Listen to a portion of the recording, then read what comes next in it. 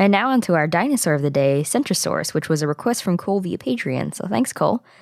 The name means pointed lizard, and it got its name from having small hornlets on its frills, not from the nasal horns, which were found later.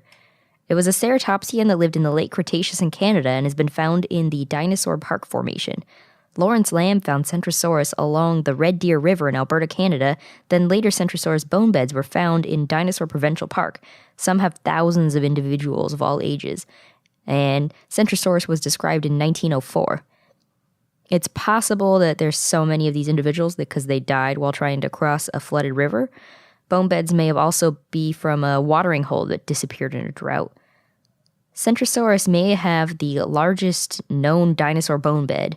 There's one near Hilda, Alberta, that has thousands and is known as the Hilda mega-bonebed.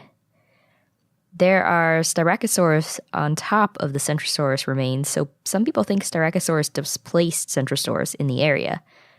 No Centrosaurus fossils have been found outside of southern Alberta. The type species is Centrosaurus apertus, and Centrosaurus was part of a naming controversy in 1915 with Kentrosaurus, which is a stegosaurid, and Kentrosaurus got alternative names, but it ended up not mattering because they're spelled differently. Centrosaurus is with a C, and Kentrosaurus is with a K, and also, as you can tell, they're pronounced differently. Yep. Yep.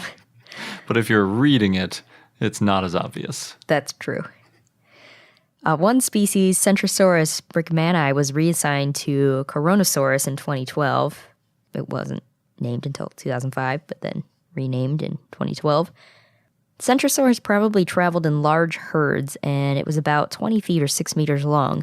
It had stocky limbs and a single large horn on its nose that curved forwards or backwards depending on the specimen you're looking at. It had 2 big hornlets that hook forwards over its frill and a pair of small horns over its eyes, and it had a long frill with large fenestra and small hornlets along the edges. As it aged, its ornamentation decreased, which is interesting. Yeah. And Centrosaurus frills were too thin to be used for defense, so they probably used them for display or species recognition. It also had jaws that could shear through tough plants. It was an herbivore. Centrosaurus is part of the Centrosaurinae subfamily, which are large horned dinosaurs in North America with large nasal horns and brow horns. And this includes Pachyrhinosaurus, Avaceratops, Alberta Ceratops, and a few others.